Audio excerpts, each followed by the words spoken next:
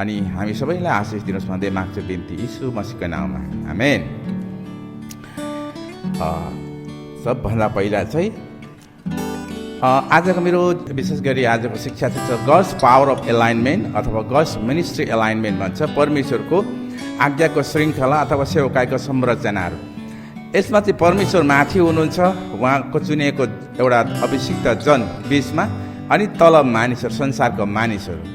यो ढाँचा परमेश्वरले संसारमा स्वर्गदेखि नै त्यही ढाँचामा अहिले पनि उहाँले त्यही ढाँचामा नै सेवकाई अथवा संसारको परमेश्वरको सेवकाई गरिरहनु भएको छ। त्यो पाठमा जानुभन्दा अगाडि विशेष यहाँ भेडाको नक्सा तपाईँले पाउनु भएको छ है। बाइबलमा 500 भन्दा बढी चोटि, धेरैचोटि भेडा भेडा भेडा भन्ने शब्दहरू प्रयोग गरेको छ है। अनि कोही ठाउँ मेम्ना, कोही ठाउँ बछेडा होइन, कोही भेडाको पाठा, थुमा भनेर भने यी सबै भेडाहरू हो। कोही कसैले अध्ययन गर्दाखेरि भेडा मात्रै, डाइरेक्ट भेडा मात्रै भनेको चाहिँ 285वटा छ, तर थुमा, मेम्ना इत्यादि जम्मै जोड्दाखेरि 500 भन्दा बढी। परमेश्वरले चाहिँ तपाईँ र हामीलाई भेडा हुनको लागि बोलाउनु भएको। संसारको दुष्ट मानिस हामी चाहिँ भेडा चाहिँ कस्तो रहेछ भन्दाखेरि एकदमै नम्र, आज्ञाकारी, इमान्दार अनि निर्दोष, गोठालाको पछि लाग्ने बनाउनलाई स्वर्गीय योजना छ। त्यसकारण हामी चाहिँ दुष्ट संसारबाट हामीलाई चाहिँ उहाँले चुन्नुभयो र हामीलाई चाहिँ भेडा चाहिँ यति नम्र हुन्छ अरे, उसलाई मार लाँदैछ भने उसलाई पनि थाहा हुन्छ अरे, तर पनि नम्र भएर जान्छ अरे। भेडाले उसको ऊन दिन्छ, सब कपालहरू दिन्छ, भेडाले दुध दिन्छ, अनि भेडाले घिउ दिन्छ, भेडा मारिन्छ, खाइन्छ, तर पनि भेडाले कहिले विरोध गर्दैन। त्यस्तो नम्र, आज्ञाकारी, इमान्दार, निर्दोष प्राणी जो भेडा छ, यो संसारको एउटा निर्दोष प्राणी हो। त्यस्तै परमेश्वरले चाहिँ संसारको मानिस हामीलाई चाहिँ भेडा जस्तै भएर तिमीहरू जिउनु, अनि मात्रै स्वर्गमा म तिमीलाई ग्रहण गर्छु भनेर चाहिँ उहाँले भन्नुभयो। यीशु ख्रीष्टले मत्ती 10:16 सुन, म तिमीहरूलाई ब्वाँसोको बिचमा भेडा चाहिँ गरी पठाउँछु। उहाँले भेडाको दृष्टान्त र उदाहरणहरू थुप्रैचोटि भन्नुभयो उहाँको सेवकाईको कालमा।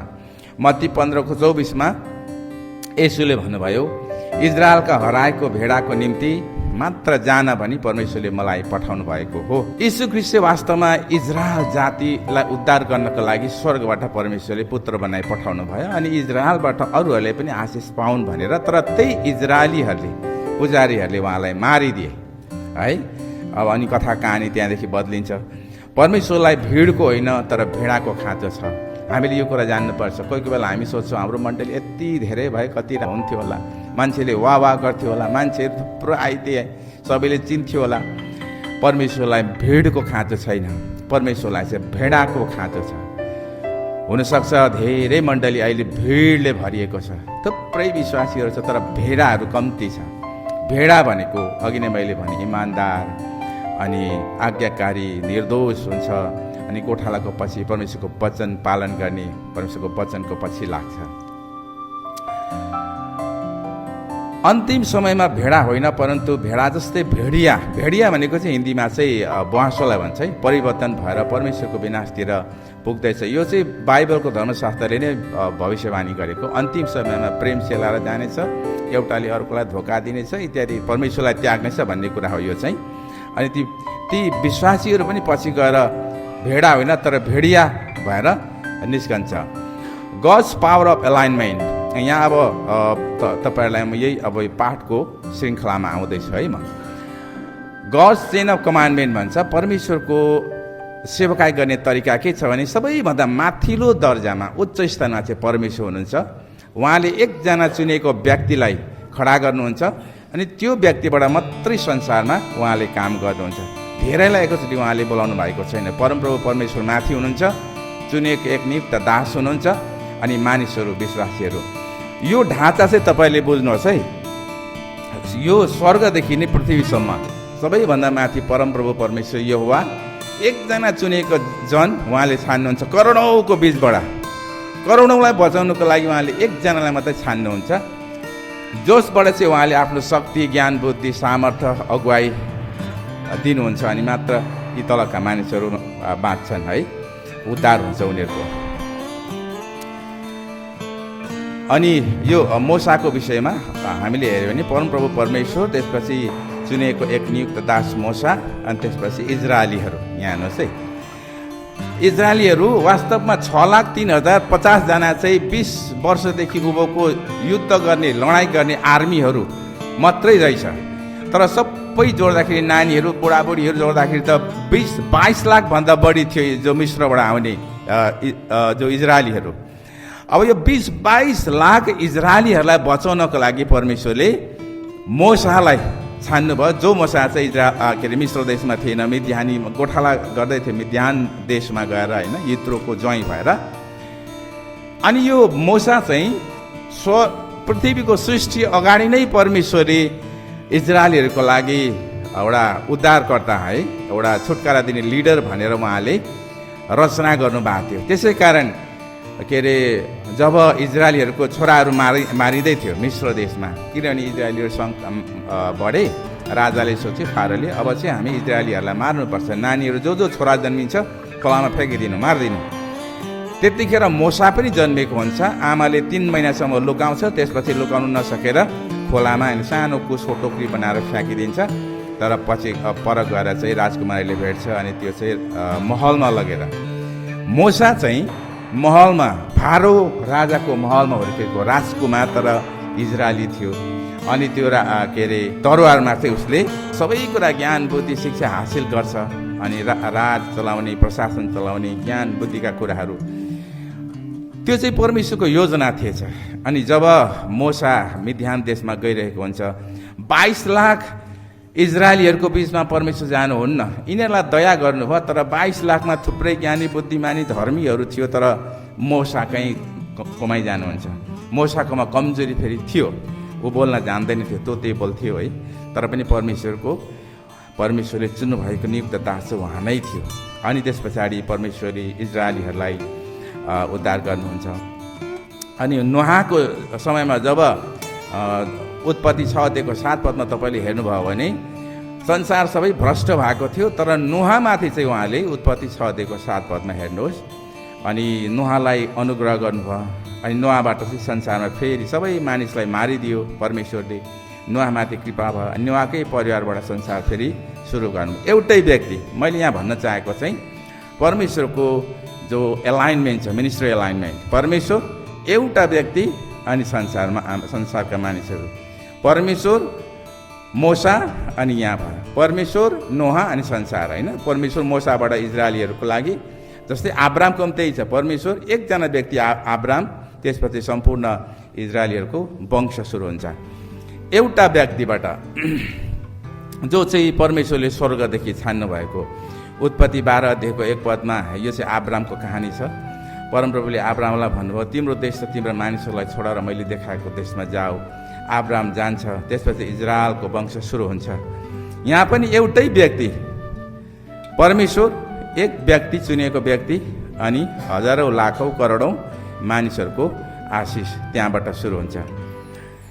यो एलाइनमेन्ट चाहिँ बाइबलको एलाइनमेन्ट हो, हामी आज विश्वासीहरूले बुझ्नुपर्छ। परमप्रभु परमेश्वरले अमित्यको छोरो योनासँग हेर्नुहोस् है, योनाको कहानी छ। योनालाई बोलाउनु भयो, जा निनवे देश त्यो सहरमा गएर त्यहाँ मेरो प्रजाहरू छ, तिनीहरू अब पापले मर्न आँटेको छ, गएर तैँले बचा भन्दाखेरि निनवे सहरमा योना जाँदैन, तर योना त तार्ससतिर भाग्छ। यो योना एकजना व्यक्तिबाट, निनवे सहर यति सुन्दर थियो, यति ठुलो थियो, सहर मात्र होइन एउटा देश थियो, त्यहाँ राजा थियो, मन्त्री प्रजाहरू थियो। अब यसो पनि गर्न सक्नुहुन्थ्यो हाम्रो सामान्य हिसाबले हेर्दाखेरि, यो मोसाको खण्डमा पनि होइन, योनाको खण्डमा पनि अनि नुहाको खण्डमा पनि परमेश्वरले निनवेवासीको राजालाई नै सपना देखाएर तैँले अब पश्चाताप गरेर प्रजालाई भनेका भए पनि हुन्थ्यो, अथवा मन्त्रीलाई यो तिम्रो निनवेवासीको लागि तिमीले अब केही गर नत्र भए मार्छु भनेको भए पनि हुन्थ्यो।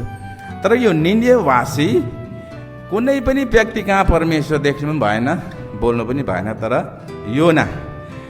योनालाई उहाँले भन्नुभयो, जा निनवे सहरमा गएर त्यहाँ यसो गर भनेर उहाँले तिनीहरूलाई भन्दै कि अब 40 दिनमा चाहिँ तिनीहरू मर्छन् भनेर भन्नुभयो। अनि यो योना चाहिँ कस्तो खालको व्यक्ति थियो भन्दाखेरि परमेश्वरको सेवक थियो, दास थियो। जब ऊ तार्ससतिर जाँदै थियो, हुरी बतास आयो डुङ्गामा, समुद्रमा त्यो नौकामा चढिरहेको थियो, अब डुब्न आँट्यो। व्यापारीहरूले सोच्छ अब चाहिँ हामी मऱ्यौँ, यो त परमेश्वरले दण्ड दिएको होला तिनीहरू अन्य जाति थियो। कसको कारण चाहिँ यस्तो भयो भनेर उनीहरूले चिट्ठा काटेर हेर्दाखेरि त योनाको भागमा पर्छ। योनालाई सोध्छ तिमी चाहिँ को हौ भनेर, ऊ त सुतिरहेको हुन्छ तल होइन जहाजमा। अनि योनाले के भन्छ भने सर्वशक्तिमान जो सृष्टिकर्ता परमेश्वरको म दास सेवक हो, जसको म भय मान्छु, डर मान्छु, म चाहिँ यहुदी हुँ भन्नुहुन्छ। हालेलुया। जसको म सेवा गर्छु। उहाँ चाहिँ भनेपछि योना चाहिँ परमेश्वरको दास पहिल्यैदेखि सृष्टि अगाडिदेखि नै चुनिएको एक वंश, एउटा मानिस थियो, परमेश्वरको दास थियो। हो त्यो दासलाई चाहिँ परमेश्वरले प्रयोग गरेर निनवेवासीहरूलाई बचाउन चाहनुहुन्थ्यो होइन। अनि अन्तिममा तिनीहरूले भन्छ त्यो एउटा व्यापारीहरू नम्र मान्छेहरू हुन्छन् है, उनीहरूले पैसा कमाउने कुरा मात्रै गरिरहेको हुन्छ, त्यो धर्म कर्म कोही पाप पनि गर्दैन।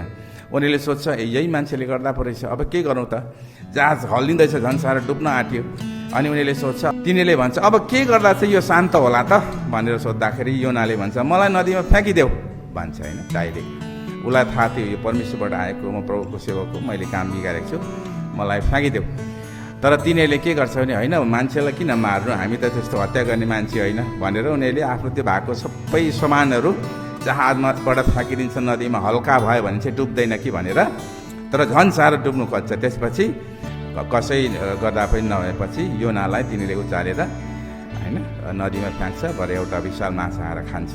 3 दिन पछाडि त्यो माछाले निकाल्छ। त्यसपछि गएर योनाले निनवेवासीहरूलाई उसले यसरी प्रचार गरे। उसले कुनै मिठो कुरा गरेन।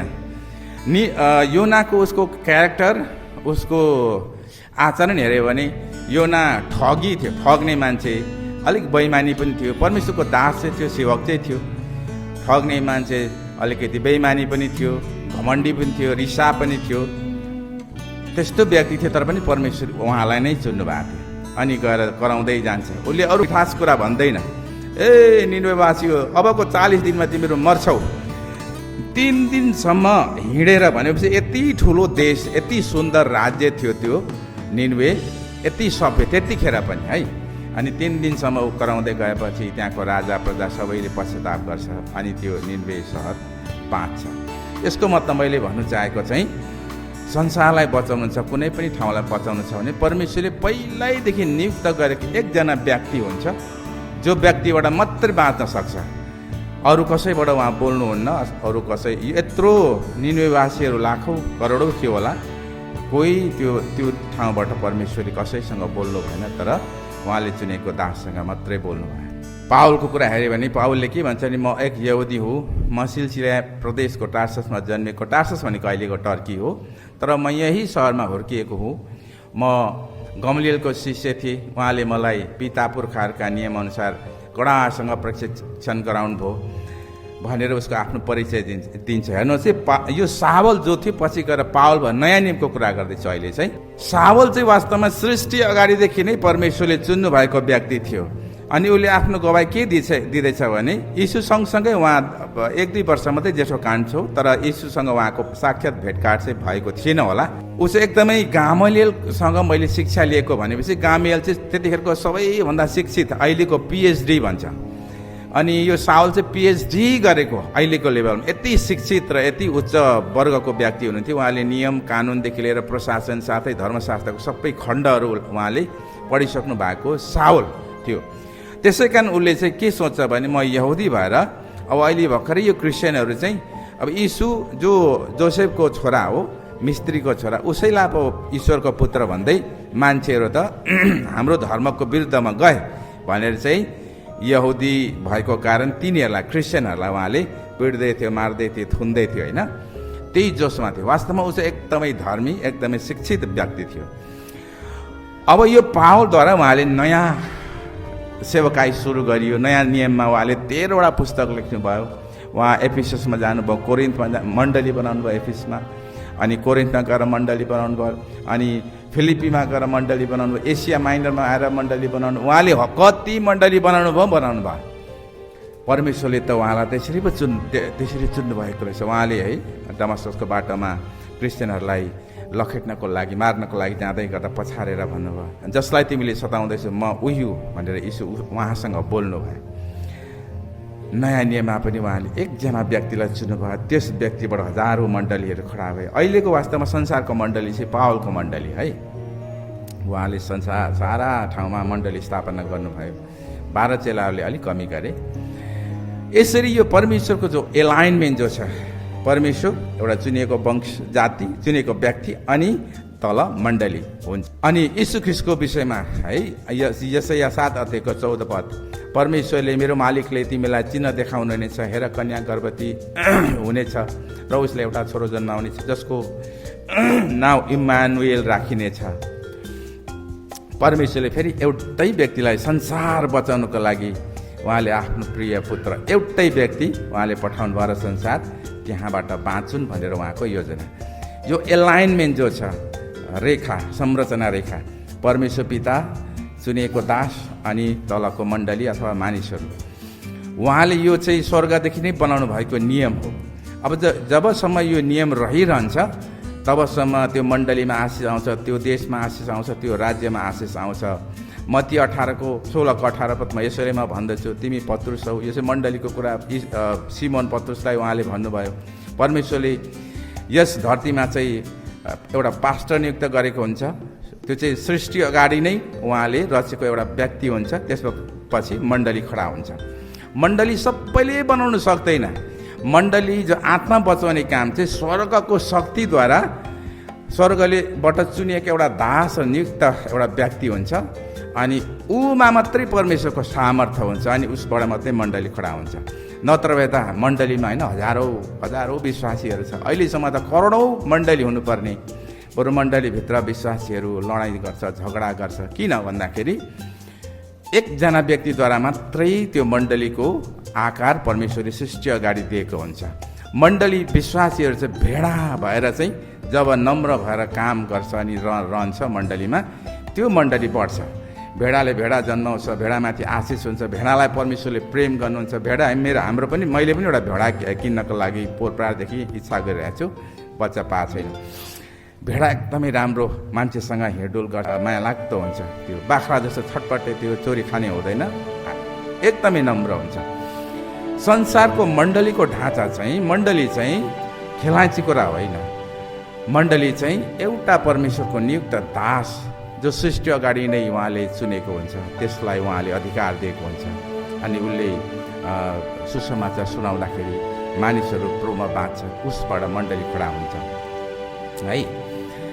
अनि God's way of ministry in the world is by single channel of authority. पर एउटै श्रृङ्खलाबाट परमेश्वरले काम गर्नुहुन्छ। परमेश्वरको सेवकाको आधिकारिक श्रृङ्खला भनेको एक चुनेको दासद्वारा धेरैलाई आशिष पुर्याउनु हो, पास्टर अनि मण्डली। यसरी मण्डलीको थुप्रै किसिमको पास्टर हुनसक्छ, तर यो जो परमेश्वरले नियुक्त गरेको एकजना दास हुन्छ, त्यसबाट जसरी पनि मण्डली खडा हुन्छ। अहिले त धेरै किसिमको मण्डलीहरू छ।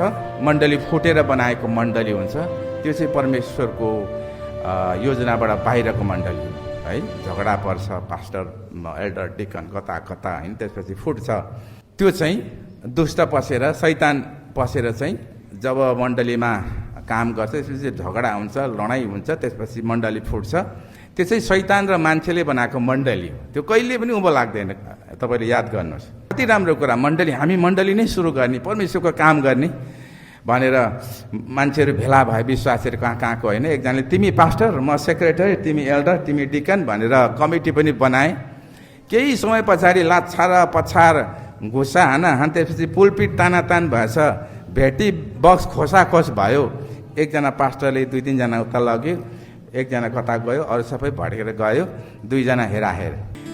परमेश्वरले जब सुरु गर्नुहुन्छ मण्डली, परमेश्वरको मण्डलीभित्र पनि शैतान पसेर काम गर्छ। तर चुनिएको व्यक्ति जो छ उसँग कहिले पनि परमेश्वरले त्याग्नुहुन्न।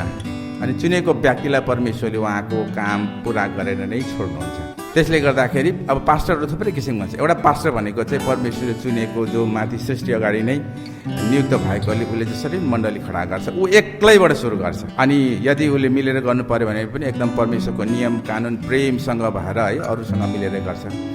तर अब दोस्रो किसिमको पास्टरहरू छ जो मण्डली तोडेर फोडेर, तपाईँले तोड्दै फुट्दै अनि फेरि कहाँ हराउँदै गइरहेको, त्यो चाहिँ परमेश्वरबाट बनिएको मण्डली होइन। त्यो चाहिँ मानिस शैतानले बनाएको चर्च त्यसलाई चाहिँ भनिन्छ। अनि त्यो परमेश्वर त्यसमा बास गर्नुहुन्न, परमेश्वरलाई मन पर्दैन। हुन त उनीहरूको दृष्टिमा राम्रो योजना गरिरहेछ उनीहरूले। हामी पनि सेवाकार्य गर्न सक्छौँ, हामी पनि त विश्वासी हो, हामी यत्रो साल भयौँ है, तर परमेश्वर उनीहरूको साथमा हुँदैन। उनीहरूलाई त भेडा हुनको लागि नै, राम्रो भेडा भएर चाहिँ स्वर्ग जानको लागि परमेश्वरको इच्छा हुन्छ। तर लिडर, एपोइन्टेड, एनोइन्टेड मेन हुन सक्दैन। मत्ती 10:40 तिमीहरूलाई जसले ग्रहण गर्छ त्यसले मलाई पनि ग्रहण गर्छ, अनि जसले मलाई ग्रहण गर्छ मलाई पठाउनेलाई पनि ग्रहण गर्छ। परमेश्वरले चुनेको जो व्यक्ति हुन्छ उसलाई चाहिँ परमेश्वरले यस्तो अधिकार दिएको हुन्छ, जाऊ, यदि तिमीहरूलाई कसैले ग्रहण गर्यो, विश्वास गर्यो भने तिनीहरूले तिमीलाई होइन मलाई अनि मेरो पितालाई ग्रहण गरेको हुन्छ। यदि तिमीलाई कसैले ग्रहण गरेन, पत्याएन भने त्यसले मलाई पनि नपत्याएको, परमेश्वर पितालाई पनि नपत्याएको भनेर त्यस्तो शक्ति दिएको हुन्छ। अब यो चाहिँ बुझ्नुपर्ने कुरा हुन्छ। जब परमेश्वरले एउटा चुनेको दासलाई यसरी शक्ति दिएर, अधिकार, अख्तियार दिएर पठाएको हुन्छ, अनि यदि कसैले त्यो चुनेको दासको कुरा सुन्छ अनि उसको अधीनमा परमेश्वरको वचन पालन गर्छ र बढ्छ, वृद्धि हुन्छ, उसको आशिष बढ्दै जान्छ। परमेश्वरले चुनेको दासलाई पठाउँछ, जसले उसलाई ग्रहण गर्छ उनीहरू सबै माथि आशिष आउँछ। जसले उसलाई ग्रहण गर्छ, जसले ग्रहण गर्दैन परमेश्वरले पनि तिनीहरूलाई ग्रहण गर्दैन।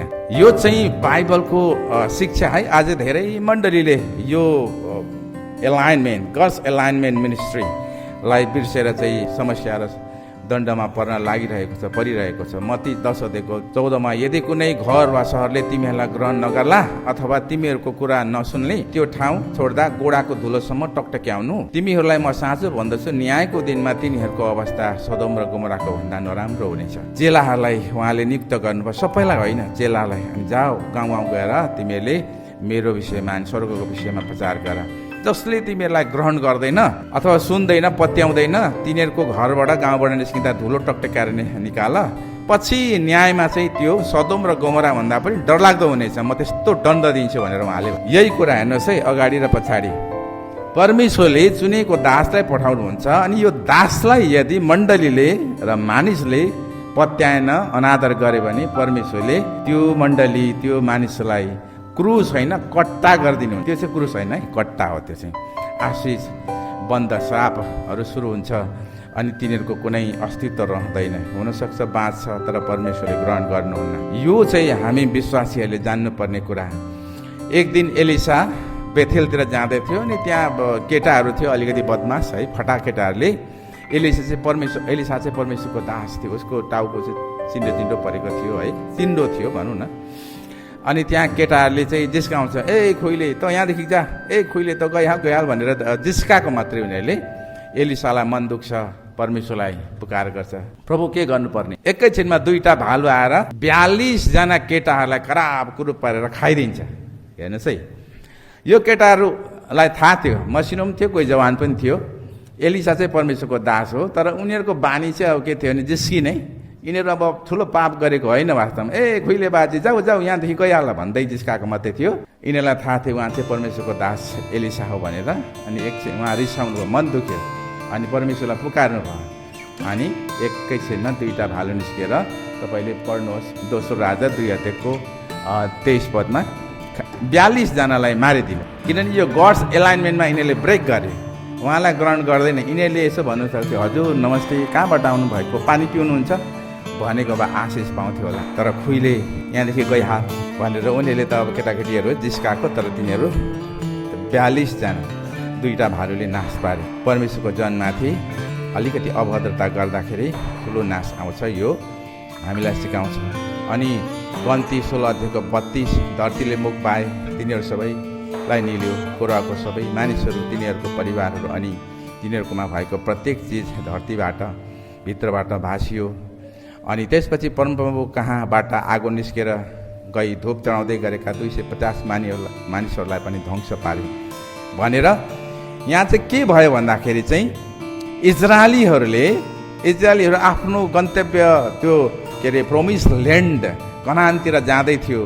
अनि अगुवा चाहिँ मोसा हुनुहुन्थ्यो, मोसाले यसो गर्नुपर्छ उसो गर्नुपर्छ लजाऊ भन्दै अगाडि जाँदै थियो। बीच बाटोमा पुगेर गन गर्न थाल्यो। अनि यो कोरा, दातान र अभिराम भन्ने 3जना व्यक्ति चाहिँ एकदमै, विशेष गरी कोराले चाहिँ के भन्यो भने यो मसाला अब हामी लिडर बनाउनु हुँदैन, ऊ मात्रै पवित्र जस्तो ऊ मात्रै लिडर भएर ऊ बोल्न जान्दैन, तोतै बोल्छ, ऊ नै लिडर भने हामी यति राम्रो बोल्ने यस्तो क्षमता भएको, अब चाहिँ हामी यसलाई टेर्नु हुँदैन, यसलाई अनादर गर्नुपर्छ भनेर मोसालाई अनादर गर्यो।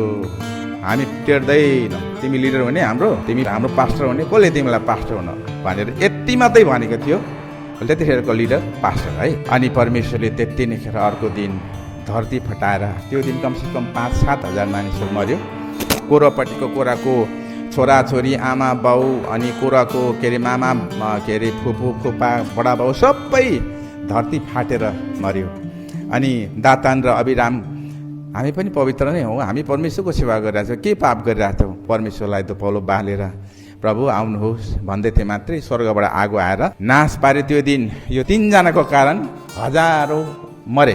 परमेश्वर माथि हुनुहुन्छ, चुनिएको दास मोसाद्वारा इजरायलीलाई आफ्नो गन्तव्य स्थान प्रोमिस ल्यान्ड कनानतिर लाँदै थियो। सबलाई थाहा थियो कि मोसा चाहिँ आफै लिडर भएको होइन, यिनीहरूलाई सबैलाई थाहा थियो। 22 लाख इजरायलीहरूलाई परमेश्वरले करै लाएर लिएको मोसाले हेर्नुहोस् है, यो इजरायलीहरू जाँदा जाँदै उनीहरूलाई तिर्खा लाग्थ्यो। परमेश्वरले देखिरहनु भएको छ नि त, 22 लाख होइन, पानी हुँदैन थियो, गनगन गर्थ्यो। मोसाकोमा गएर मोसा खोइ त हामीलाई मार्न लिएको, पानी माग्नुहोस् भन्थ्यो। अनि मोसा गएर प्रभु पानी दिनुहोस् न यो प्रजालाई, अनि मात्रै पानी आउँथ्यो है। अनि 1-2 दिन पछाडि फेरि त्यो इजरायलीहरू गनगन गर्थ्यो, हामीलाई त अब भोकले मार्नु लिएको होला, मासु खानु पाएन। परमेश्वरलाई थाहा थियो, देखिरहनु भएको थियो 22 लाख दुःख पाइरहेछ, मासु खानु पाएको छैन, रोटी खानु पाएको छैन। उहाँले त्यो केही उत्तर दिनु भएन। अनि जब त्यो मानिसहरूले मोसालाई भन्थ्यो तिमीले नै गएर प्रभुलाई पुकार्देऊ न भन्दाखेरि चाहिँ नि प्रभु यिनीहरू मासु खानु मन पर्दैछ। अनि परमेश्वरले बटाएर पठाउनुहुन्थ्यो प्रभु। अनि फेरि उनीहरू गनगन गर्थ्यो, हामीलाई त खोइ रोटी छैन, भात छैन। अनि परमेश्वरले देखिरहनु भएको थियो, तर यो 22 लाख इजरायलीलाई नै उद्धार गर्दै लाँदै हुनुहुन्थ्यो। उहाँले त्यसै पनि दिनुहुन्थ्यो नि त, होइन, दिनु सक्नुहुन्थ्यो। जब मोसा प्रार्थना गर्थ्यो प्रभु यिनीहरू भोकाएको छ, के दिनुहुन्छ खाना? स्वर्गदेखि मन्ना झार्दै मोसा इजरायलको लिडर पास्टर एकजना व्यक्तिबाट मात्रै यो संसारमा उहाँले गड्स एलाइनमेन्ट अफ मिनिस्ट्री एकजना व्यक्तिबाट मात्रै उहाँले काम गर्न चाहनुहुन्छ। देख्दै हुनुहुन्छ, थाहा छ परमेश्वर अन्तर्यामी, यिनीहरूलाई भोक लागेको छ, तिर्खा लागेको छ, मासु चाहिन्छ, खाना चाहिन्छ। तर जब मोसाले प्रार्थना गर्थ्यो अनि मात्रै। कतिजनालाई खेलाँची लाग्छ, तपाईँलाई यदि यो बाइबल चाहिँ खेलाँची लाग्दैछ भने तपाईँहरू नाश हुनुहुन्छ। अनि विशेष गरी आज गड्स एलाइनमेन्ट, चुनिएको व्यक्ति जो छ परमेश्वरले, अनि चुनिएको व्यक्तिलाई कहिले पनि तपाईँले अनादर गर्नुभयो भने चाहिँ अनि तपाईँको जीवनमा अर्कै किसिमको परिस्थितिहरू आइपर्छ। यो चाहिँ तपाईँले फेरि नसोच्नुहोस् कि पास्टरले चाहिँ अब आज उसको चाहिँ एकदम अधिकार चलाएर भन्दैछ। यो पास्टरको अधिकार होइन, प्रिय परमेश्वरको वचन भन्दैछु। It's ministry alignment. जो कोहीले यो संसारमा मण्डली खडा गर्न सक्दैन। म परमेश्वरलाई धन्यवाद दिन्छु। 1.5 महिना प्रोमा ग्रहण गरेको थिएँ, घरमा आएँ, घरमा आमा र बहिनीलाई ग्रहण गराएँ। 1.5 महिनाको मात्रै विश्वासी थिएँ। फेरि अर्कोचोटि घरमा आएँ, 3-4 महिना पछाडि थियो, कोही हाई स्कुल पढ्दै थियो, उनीहरूलाई ग्रहण गराएँ। त्यहाँदेखि गाउँ गएँ, घर वरिपरिकोहरूलाई प्रभुमा ल्याएँ। 1 वर्ष पनि भएको छैन। अनि त्यहाँदेखि 1 वर्ष को समय पुग्दा मैले कोही बेला एक दिनमा 17 जनालाई ग्रहण गराएँ। कोही दिन 9 जनालाई, कोही दिन 5 जनालाई, कोही दिन 7 जनालाई। त्यो ग्रहण गराएकोहरूलाई त्यतिखेर त त्यो 90sतिर मोबाइल थिएन, फोन चाहिँ हुन्थ्यो धनीकोमा। अनि सोध्थे तपाईँकोमा घरमा फोन छ? कसैले चाहिँ छ भन्थे, नम्बर दिनुहोस् है, नम्बर टिप्थे। अनि त्यहाँदेखि तपाईँ यो चर्चमा आउनु सक्नुहुन्छ, यो एड्रेसमा। अनि मलाई मेरो नम्बर पनि दिन्थे है। काठमाडौँमा म चाहिँ हाई स्कुलको वेम्बले सेन्ट्रल हाई स्कुलमा पढाउँदै थिएँ, विदेश जानुलाई रेडी हुँदै थिएँ। अनि त्यो चर्चमा म एउटा मेम्बर थिएँ। अनि म प्रत्येक चर्चको दिन चाहिँ त्यो मैले ग्रहण गराएको विश्वासीहरूलाई लान्थेँ। अब अहिले जस्तो त्यस्तो बुद्धि ज्ञान केही थिएन। अनि उनीहरू आएर मेरो छेउमा बस्थ्यो। पास्टरलाई पनि थाहा हुँदैन थियो, एल्डर डिकन कसैलाई थाहा हुँदैन थियो। तर नयाँ भाइ बहिनी आएछ, उहाँहरूलाई स्वागत छ भनेर लिड गर्नेले भनिहाल्थ्यो। एक दिन एउटा त्यो चर्चमा गोराहरू पनि आउँथ्यो, बुढाहरू बुढी, उनीहरू सेवा गर्थे UMN, United Mission to Nepal भन्ने ठाउँमा। उनीहरूले देखेछ यो पूर्ण भन्नेले चाहिँ धेरैचोटि नयाँ विश्वासी ल्याउँदैछ। बुढी एउटा गोरेनी आन्टीले, पूर्ण तिमीले अस्ति लिएको विश्वासीहरू म भेट्छु नि भनेर चर्च पछाडि भेट्यो। बाइबल यस्तै खालको किनेर, त्यतिखेर बाइबल यस्तो अहिलेको जस्तो प्रशस्त थिएन, किनेर ल्याएको रहेछ गोराहरूले।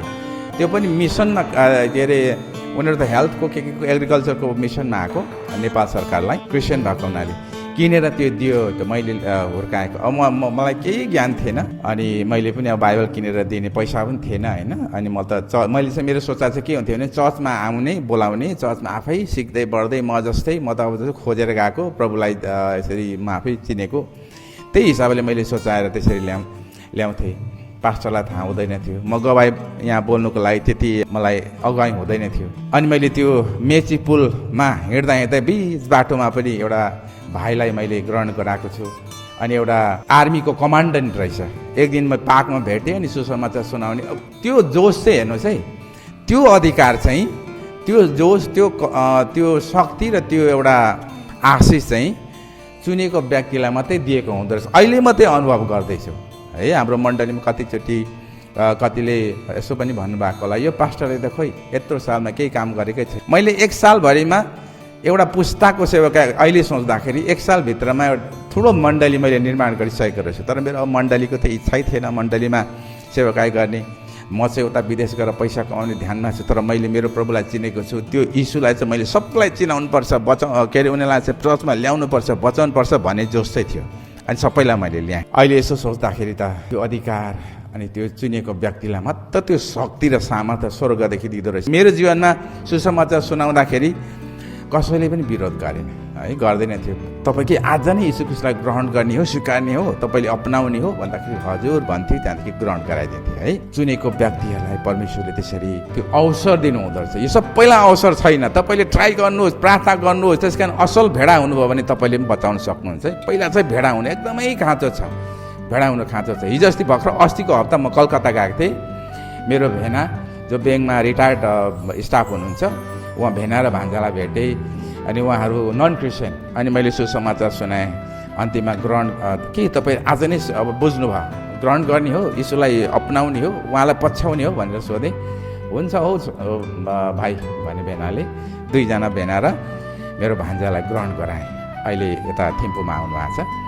कलकत्तामा म उहाँहरूलाई नै भेट्नु गएको थिएँ अस्ति। मेरो लक्ष्य पनि प्रार्थना गरेर गएको थिएँ, उहाँहरू मेरो आफ्नो परिवारको भएको हुनाले। अनि जब परमेश्वरको त्यो अभिषिक्त झन हुन्छ अनि उसलाई परमेश्वरले एउटा अधिकार शक्ति दिएको हुन्छ। अनि धेरैले आफ्नो साथी पनि बचाउन सक्दैन, आफ्नो परिवार पनि बचाउन सक्दैन, किनभने उसलाई त्यो अधिकारै दिएको हुँदैन। अनि कति दुष्टले लुछेर पनि लगिदिन्छ। उसले आफ्नो किन साथी बनाउनलाई नै बचाउन सक्दैन, आफ्नो परिवारलाई किन बचाउन सक्दैन, किनभने उसँग कोही न कोही बेला त्यो विश्वासीहरूले शैतानलाई मौका दिइरहेको हुन्छ। अनि शैतान पछि प्रभुमा कोही पनि आउन सक्दैन ती आत्माहरू। इजरायलीहरूले मुक्तिदाता येशूलाई नै इन्कार गरे। हेर्नुहोस् है, मूसालाई इन्कार गरेको कारण कोरह, दातान र अबिरामको नाश भयो। अनि इजरायलीहरू जो प्रभु यीशु ख्रीष्ट इजरायल वंशलाई बचाउनको लागि आउनुभएको थियो, तर त्यही इजरायलीहरूले चाहिँ क्रुसमा टाँगे। यहाँ हेर्नुहोस् है, मत्ती 27 अध्यायको 23 पदमा पढिदिन्छु। पिलातसले सोधे, किन उसले के गल्ती गरेको छ? तब सबैले उच्च स्वरले भने, उसलाई क्रुसमा झुन्ड्याएर मार्नुपर्छ। अनि 27 को 24मा अब कसै गरेर पनि मानिसहरूको निर्णय बदल्न नसकिने भनी पिलातसले बुझे। अनि उनले यो पनि देखे कि मानिसहरू उत्तेजित भइरहेका थिए अनि झन जोडले कराउँदै थिए। पिलातसले सबैको अघि पानी लिए आफ्नो हात धोए। त्यसपछि उनले भने, मलाई यो मानिसको मृत्युको निम्ति दोषी ठहराइने छैन, तिमीहरू माथि पर्नेछ भनेर। अनि त्यसपछि सबै मानिसहरूले जवाफ दिए, हामी यस मानिसको मृत्युको भागी हुनेछौँ, साथसाथै हाम्रा छोराछोरीहरू हुनेछन्। हेर्नुहोस् त, इजरायल जो परमेश्वरको चुनिएको वंश दास थियो, जाति थियो, त्यही इजरायललाई चाहिँ पहिला उद्धार गर्नको लागि उहाँले त्यही वंशमा उहाँको पुत्र पठाउनु भयो। तर त्यही इजरायलीहरूले त उहाँलाई मार्यो।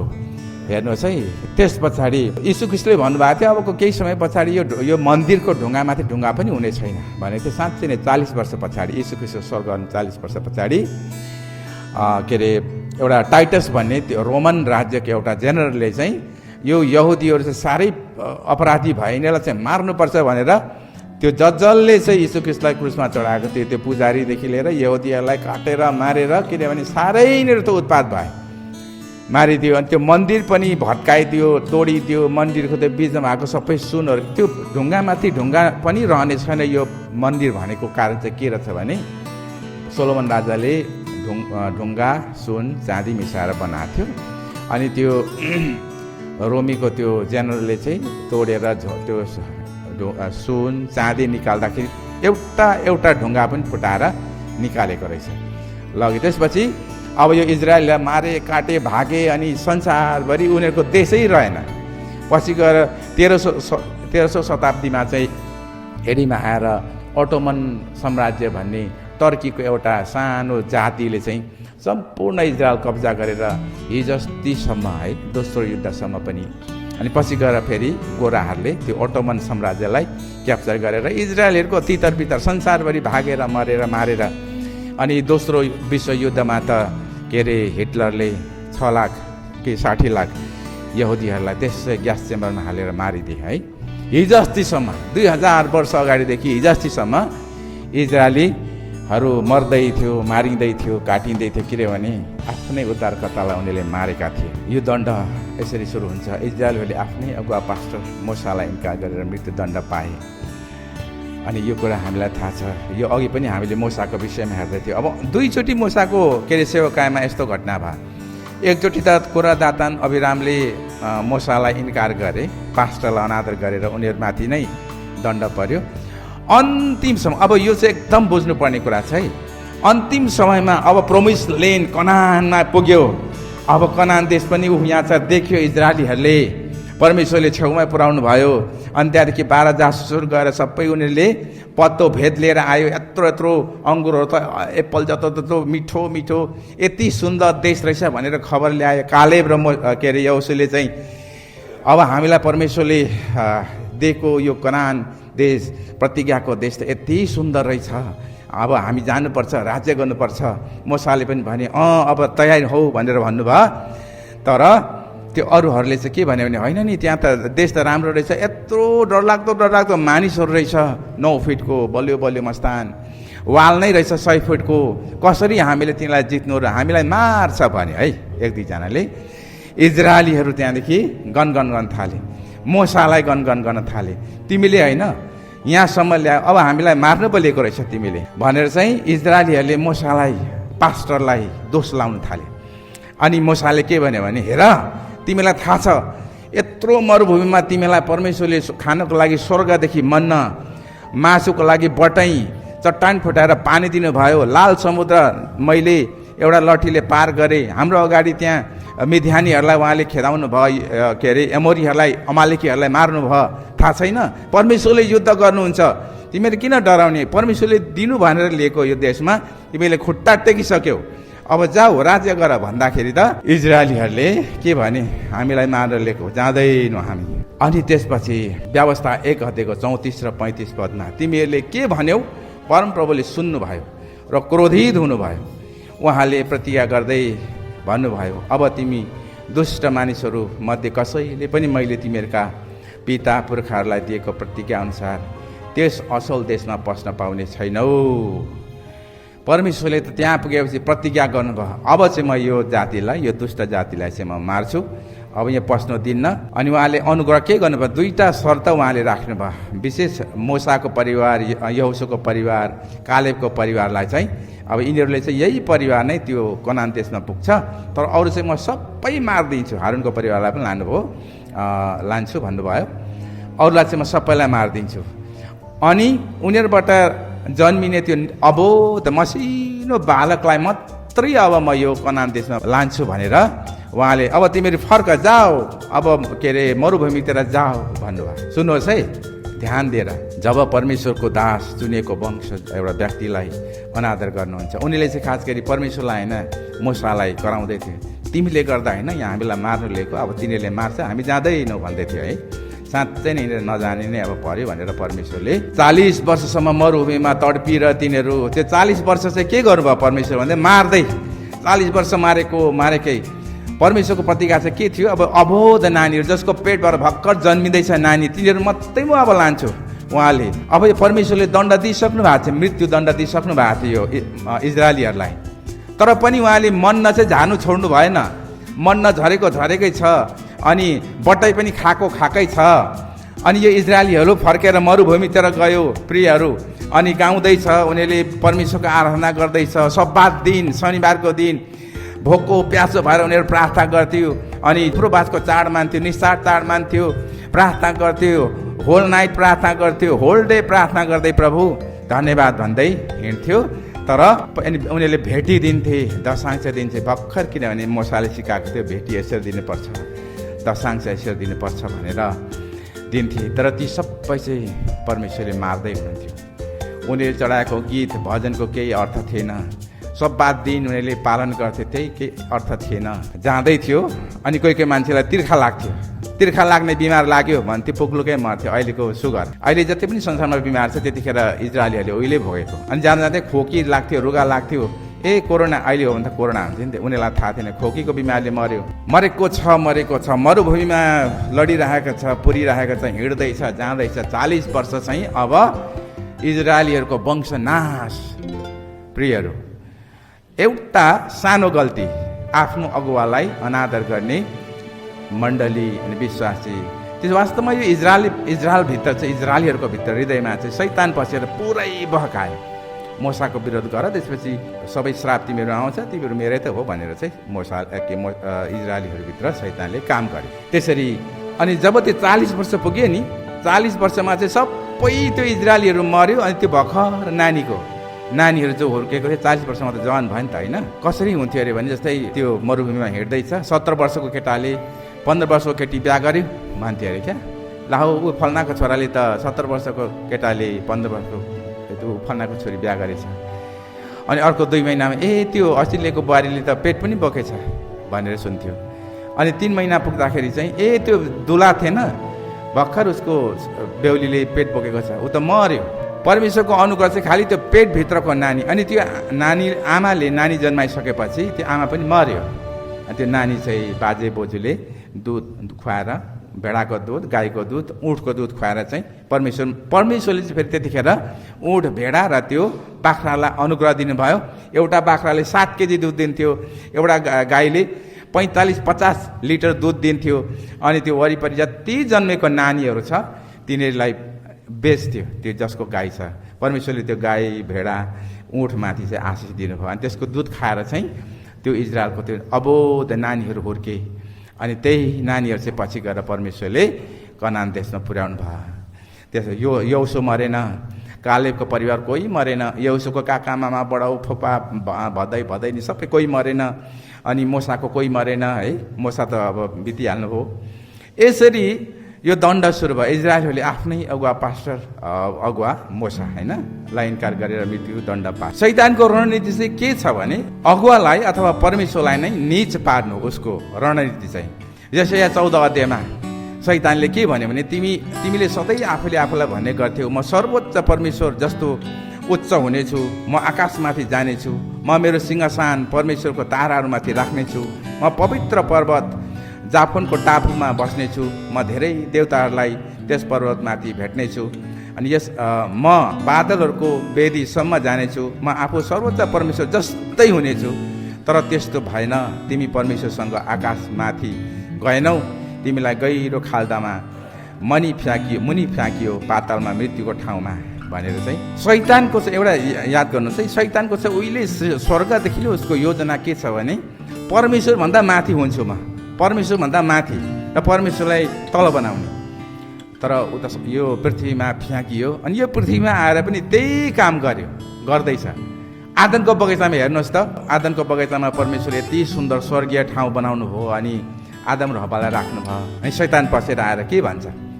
शैतान झुट छ। अनि उसले के भन्छ? किन यो फल नखाएको, खाऊ यो भन्छ, होइन? यो अनि हव्वाले भन्छ होइन यो खायो भने त मर्छ भनेको छ परमेश्वरले। तर के भन्छ शैतानले? होइन नि, कहाँ मर्छ, खाऊ न खाऊ, यो खायो भने त परमेश्वर जस्तै तिमी सबै कुरा जान्ने पो हुन्छ, त ज्ञान पाउँछौ, झन् राम्रो, सबै कुरा राम्रो हुन्छ भनेर शैतानले चाहिँ झुट गरेर फसाए मानिसलाई। मण्डलीमा पनि यसरी नै राम्ररी परमेश्वरले भेडाहरू हुर्काइरहनु भएको हुन्छ, शैतान स्वाटै पसेर चाहिँ कोही व्यक्तिबाट झुटो कुराहरू, यो पास्टरले यसो गरेको हो, यो त यस्तो हो, यस्तो होइन, यस्तो पो गर्नुपर्छ त, यो पास्टरलाई यस्तो गर्नुपर्छ भनेर अन्तिममा यो चाहिँ शैतान पसेर यो काम गर्छ। अनि त्यहाँदेखि चाहिँ विपत्ति सुरु हुन्छ। अनि हामीले यो कुरा बुझ्नुपर्छ, परमेश्वरको जो मिनिस्ट्री एलाइनमेन्ट छ त्यो मिनिस्ट्री एलाइनमेन्टलाई चाहिँ जब तोडिन्छ अनि त्यहाँदेखि चाहिँ सर्वनाश सुरु हुन्छ। वर्तमान समयमा शैतानले संसारमा यसरी काम गर्छ। जस्तै चर्चको अगुवा पास्टर जसको त्याग, दर्शन, समर्पण र बलिदान साथै परमेश्वरबाट बुढाहाट अनुसार निर्माण भएको मण्डलीमा घुसेर त्यही अगुवालाई नीच पार्नु र मण्डलीमा श्राप ल्याउनु र नाश ल्याउनु उसको रणनीति हो। शैतान चाहिँ नर्कमा जानेवाला छ। त्यसले गर्दा उसले चाहन्छ अब यो सबै मानिस पनि मसँगै जानुपर्छ। यो मानिसहरू भनेको मेरो कुखुरा बाख्रा हो, एक दिन नर्कमा म यिनीहरूसँग राज गर्छु भनेर। त्यस कारण शैतानको रणनीति चाहिँ त्यसरी, जब एकचोटि आफ्नो अगुवालाई अनादर हुन्छ त्यहाँदेखि श्राप आउँछ अनि त्यो श्रापले चाहिँ सबैलाई विनाशमा ल्याउँछ। गलाती 5 अध्यायको 22 पद। तर पवित्र आत्माको फल चाहिँ प्रेम, आनन्द, शान्ति, धीरज, धैर्य। यहाँ हेर्नुहोस् है, म अब छिटो गर्दैछु। पवित्र आत्माको फल चाहिँ प्रेम हो, तर दुष्ट आत्माको फल चाहिँ घृणा, रिस, क्रोध, नफरत, झगडा। पवित्र आत्माको फल आनन्द हो, तर दुष्ट आत्माको फल चाहिँ बेचैन, पीडा हुन्छ।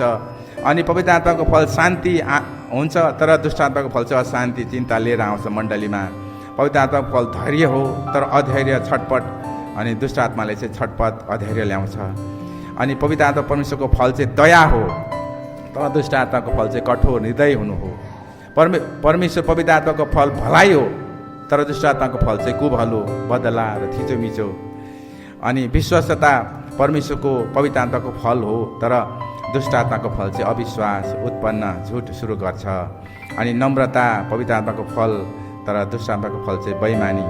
अनि संयम जो सेल्फ कन्ट्रोल हुन्छ पवित्र आत्माले चाहिँ, तर दुष्ट आत्माले चाहिँ संयमहीन बनाउँछ, अनियन्त्रित बनाउँछ, गैर कानुनी गर्न लाउँछ है। यो चाहिँ तपाईँले यो मैले यो चार्ट बनाएको चाहिँ याद गर्नुहोस्। पवित्र आत्मा यदि तपाईँलाई पवित्र आत्माले चलाइरहेको छ भने तपाईँको जीवनदेखि चाहिँ प्रेम जस्तो भए पनि प्रेम हो। परमेश्वरले हामीलाई प्रेम दिनुभएको छ, यो सबै प्रेममा पुरा गरौँ। आनन्द, शान्ति, धैर्य हुन्छ उसँग है, धीरजीपन, दया आउँछ, भलाइ, विश्वस्तता, नम्रता। दुष्ट आत्माले जलाएको छ भने चाहिँ घृणा सुरु हुन्छ मण्डलीमा, रिस, क्रोध, नफरत, झगडा, बेचैन ल्याउँछ दुष्ट आत्माले, अशान्ति, पीडा ल्याउँछ, अधैर्य, छटपट, उकुस मुकुस बनाउँछ, कठोर, निर्दय बनाउँछ, कुभलो गर्ने हुन्छ, बदला लिने, थिचोमिचो गर्न थाल्छ। त्यो चाहिँ सबै दुष्ट आत्माको फल हो। अब तपाईँले सोच्नुहोस्, पवित्र आत्माले चलाएर तपाईँले के काम गर्दै हुनुहुन्छ? के दुष्ट आत्माले चलाएर तपाईँलाई कुन काम गर्न लाउनु भयो? यो चाहिँ मैले भनेको होइन है, परमेश्वरको वचनबाट तपाईँलाई शिक्षा दिइरहेको छु। गलाती 5 अध्यायको 22 पद।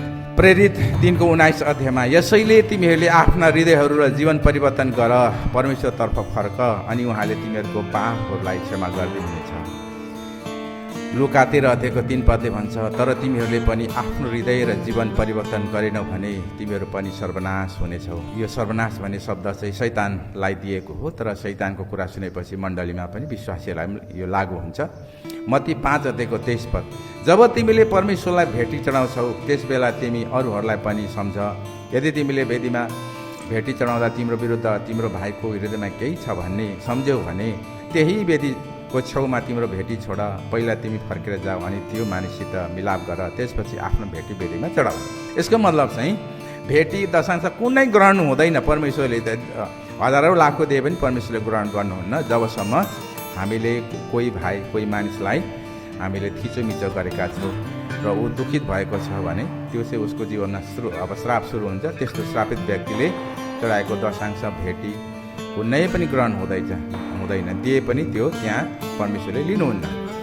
वेदीको सेवकाईमा वा पुलपिटको सेवकाईमा केवल चुनेको अभिषिक्त जनलाई मात्र अधिकार छ। उनीद्वारा मात्र स्थापना हुन्छ र निर्माण र वृद्धि हुन्छ, अरूबाट परमेश्वरको सामर्थ्यको अभाव हुन्छ। यो चाहिँ याद गर्नुपर्छ, किनभने यो मण्डली भन्ने चाहिँ संसारको कुरा होइन। हामी पार्टी बनाउन सक्छौँ, दोकान खोल्न सक्छौँ, बिजनेस गर्न सक्छौँ, बनाउन सक्छौँ, तर मण्डली चाहिँ स्वर्गको शक्ति हो यो। अनि स्वर्गको शक्ति चाहिँ यो संसारको मान्छेले गर्न सक्दैन। दोस्रो सामेल 6:6 जब दाउदका मानिसहरू नाकुन खोलामा गए है, त्यहाँनिर एउटा उज्जाको घटना छ। अनि उज्जाले चाहिँ अब है त्यो परमेश्वरको सन्दुक लाँदै थियो। उज्जा चाहिँ एकदमै जोसिलो भएर के अरे त्यो परमेश्वरको सन्दुकलाई त्यो लड्नु भन्दाखेरि यसरी समात्ने हुन्छ अनि पुक्लुकै परमेश्वरले मारिदिनुहुन्छ उज्जालाई। किन भन्दाखेरि चाहिँ त्यो परमेश्वरको सन्दुक चाहिँ केवल पुजारीले मात्रै, त्यो सन्दुक अथवा वेदी चाहिँ पुजारीले मात्र प्रयोग गर्न सक्छ। त्यो अहिलेको यो नयाँ नियममा चाहिँ अब वेदी भन्ने छैन। पुरानो नियममा चाहिँ त्यो सन्दुक भनेको चाहिँ सन्दुकभित्र 10 आज्ञा हुन्थ्यो, मोसाको लौरो हुन्थ्यो, त्यसपछि पार्टी अनि करूबहरू स्वर्गदूतहरू त्यहाँ बक्समा राखेको हुन्थ्यो, त्यसलाई चाहिँ सन्दुक भन्थ्यो। त्यो चाहिँ महापवित्र, त्यो चाहिँ कोही मान्छेले छुनै सक्दैन थियो, त्यो हेर्नु पनि हुँदैन थियो, केवल पुजारीले मात्रै। तर यो उज्जाले चाहिँ अब उसले त राम्रै गरेको, यसो पक्रिदिने हुन्छ, पुग्लुकै परमेश्वरले मारिदिनुहुन्छ अनि दाउद राजा पनि दुखित हुन्छ। त्यसको मतलब चाहिँ पुजारीलाई मात्रै परमेश्वरको सेवा गर्ने अधिकार दिएको छ, एउटा चुनिएको दासलाई मात्रै। गन्ती 18 अध्यायको 7 पदमा यस्तो वचन लेखेको छ, तँ र तेरा छोराहरूले वेदी र पर्दाभित्रको सबै विषयमा पुजारी पदको जिम्मा लिएर सेवा गर्नु। यो पुजारी पद तिमीहरूलाई वरदान स्वरूप दिँदैछु, औ कुनै अन्य व्यक्ति त्यहाँ आयो भने त्यो मारिनेछ भनेर। यो चाहिँ अद्भुत कुरा छ, तपाईँले बुझ्नुहोस्। परमेश्वरको सेवा र पूजा गर्ने चाहिँ परमेश्वरले चुनेको व्यक्ति हुनुपर्छ, त्यो चाहिँ तपाईँले थाहा पाउनुपर्छ। ऊबाट परमेश्वरले सेवाकाई सुरु गर्नुहुन्छ, उसैलाई उहाँले त्यो अधिकार दिएको हुन्छ। यदि कोही व्यक्ति म पनि सेवाकाई गर्छु, पुजारी अनि वेदीमा काम गर्छु भनेर आयो भने त्यो चाहिँ मारिनेछ, मतलब त्यो मर्नेछ भनेको। यो चाहिँ अब हामी यो अहिले नयाँ नियममा पनि यो लागू हुन्छ। सबैले परमेश्वरको सेवाकाई गर्न सक्दैन। परमेश्वरले त्यसै कारण 12वटा कुलको लागि 12वटा चेला यीशु ख्रीष्टले छान्नुभयो। 12वटा चेलाहरू 12 कुलको लागि एक वटा गरेर। अनि पावललाई त परमेश्वरले पछि छान्नुभयो। अनि तपाईँले देख्नु भएको छ यही जयगाउँमा कतिवटा मण्डली फुटेर गए, कतिले सुरु गरे, तर त्यो सबै नाकाम भयो, नालायक भयो, किनभने सबैलाई यो अधिकार दिएको छैन। जब अनि परमेश्वरको अभिषिक्त जनले सेवाकाई सुरु गर्छ, त्यहाँ दुष्टले काम गर्छ, पक्कै हो। त्यो मण्डलीले भेडाले चाहिँ जान्नुपर्छ, अब दुष्टको काम कहाँबाट हुँदैछ, परमेश्वरको काम कहाँबाट हुँदैछ। अब त्यो छुट्याउनु सकेन भने चाहिँ अनि त्यहाँदेखि विनाश सुरु हुन्छ।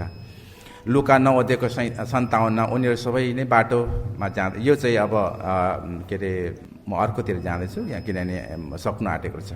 चुनेको अगुवा लिडर मोसा बोल्न गाह्रो थियो। परमेश्वरको अभिषिक्त जनहरूमा सबै शक्ति एकदमै सबै कुरा सबै योग्यता हुँदैन। मोसा बोल्न सक्दैन थियो, परमेश्वरले चुनेको दास चाहिँ थियो, तर उसको बोल्ने ढङ्गै थिएन, मतलब जिब्रो लाग्दैन थियो, तर पनि प्रभुको दास। चुनेको प्रेरित पावलको पेटको बिमारी थियो, कमजोरी थियो, तर पनि परमेश्वरले उहाँलाई प्रयोग गर्नुभयो। अभिषिक्त राजा दाउद व्यभिचारमा फँसे, तर पनि उहाँ दाउद के अरे अभिषिक्त राजा नै हुनुहुन्थ्यो। योना अगमवक्ताबाट झुट बेइमानी भए तापनि निनेश्वर उनीबाट मात्र बाँच्यो, होइन। मिठो बोल्ने सुनु लाग्ने कहानी वा वचन बोल्ने धेरै हाउडे फटा ढटुवारे गफाडी हुन्छन्, जो तुरन्तै पास्टर हुने इच्छा गर्छ, तर त्यो परमेश्वरबाट नभएको हुनसक्छ। लाखौँको बिचमा परमेश्वरले एकजनालाई मात्र उहाँको दास हुने अवसर दिएको हुन्छ। यो चाहिँ याद गर्नुहोस् है, यो संसारमा लाखौँको बिचमा मात्र एकजनालाई परमेश्वर, त्यो पनि सृष्टि अगाडि नै चुनेको हुन्छ, अनि उसले मात्रै सेवाकाई गरेपछि सफल हुन्छ है। परमेश्वरले चुन्नु भएको दासभित्र विशेष गुणहरू प्रष्ट हुन्छ। अनि आज्ञाकारिता, शिक्षा, विनम्रता, मोसा, पावल, दानियल, अब्राहम, दाउद जस्ता व्यक्तिहरूले यी सबै गुणहरू भरिएका थिए तिनीहरूको जीवनमा। धन्यवाद। र मैले हतार गरेर सकिदिएँ, प्रभुले आशिष दिउन्। र मैले आज विशेष गरी परमेश्वरको एलाइनमेन्ट अफ मिनिस्ट्री, यो चाहिँ तपाईँहरूले बुझ्नुपर्छ। धेरै मण्डलीमा यो शिक्षा दिइन्छ कि नानीहरूले अगुवाजनलाई आदर गर्न सिक्नुपर्छ भनेर शिर झुकाउँछ, मण्डलीकोहरूले शिर झुकाउँछ, चाहे त्यो पास्टर जस्तोसुकै होस् है, अनि उसको आशिष लाग्छ।